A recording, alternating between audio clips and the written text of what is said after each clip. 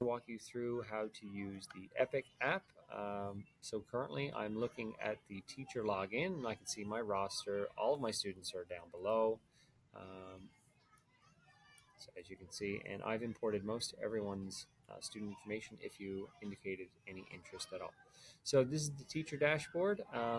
There is a student login code for the first time your students log in, or if they wanted to log in, it's found up in your right hand corner. So when students go to their login code, they'll be shown a different screen. And I'll go through both of these today. So first off, I'm looking for finding a title that perhaps I can use in my teaching. So I'm just going to do a simple search of soil. I know lots of grade 3 teachers are using that this time of year. So when I enter soil, it's very much similar to Netflix. It's going to come up with a bunch of different titles for me. Right now I'm looking at all of the titles. If I scroll down, there are more available. And that list keeps going on and on and on. If I click on the books tab, I'll get just books on soil.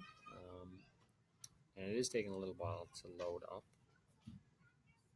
Then there are a couple of videos on soil that I might find useful in introducing some lessons. There are some read to me texts, which will read aloud to a student if they had on a headset. That'd be great, or you can do it in small groups. Audiobooks. There are usually audiobooks that are found. They're mostly your chapter books and novels, so I won't find any audiobooks on this particular topic right now. And because Epic is a teacher driven application, there are lots of collections that teachers have already found books on soil and grouped them together. So once the collections load, I'll just simply click on one and um, show you some different texts. So I just selected one of the collections. There are a few books in here, not all of them, of course. If I happen to find a book that I like, so I'm just going to choose this book, Dirt, I can actually assign that to specific students if I want. So I click on it. Similar to Facebook, I'm going to like it up here in the left-hand corner. I'm going to put a heart on it. And I'm going to add it to a collection. Now, I already have a few collections started. I know it's a grade 3 text, so I could add it to that collection if I want, but I'm going to start a new collection. I'm going to call this one Science. I can put it in the description if I want, soil, and I could share it with the community if I wanted it to become public. I'm not going to do that right now, so I'm just going to click on Create. And now, to assign this to students, I click on My tab up in the right-hand corner. I want to view My Library, which is going to show all of the items in my collection. So in my collections, I created Science just then. As you can see, I'll move me out of the way.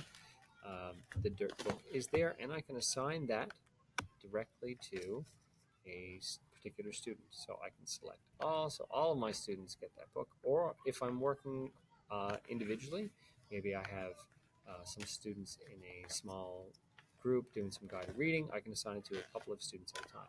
And when I click Assign, that's going to appear in their mailbox. So I will show you now what their mailbox looks like. So I'll go to another screen. This is the student login. I've already used the student login, so as I can tell, there is a student up here. And his mailbox is here. So I'm clicking on his mailbox, and now the same book that I just assigned is already in his mailbox. So he can do that for some silent reading or guided reading, or whatever I decide and want to assign. Otherwise, he can search books that might interest him. So this child might like Goosebumps. So if they happen to like the Goosebumps text, all of the options for Goosebumps are going to show up. Down below, I know there are some audiobooks. So it'd be great for listening to an activity. So there are lots of different options here, and there are literally tens of thousands of text in all different areas that you can certainly take advantage of. If I do a quick search of math is also, there's also texts here related to math, and you can even be more specific. Multiplication, you place value, and there are videos as well to accompany and supplement any of the learning that you're doing. So I hope this little video helped you out, and I hope there is some way that you can incorporate Epic into your classroom. If you need any more assistance, just check me. Thanks so much.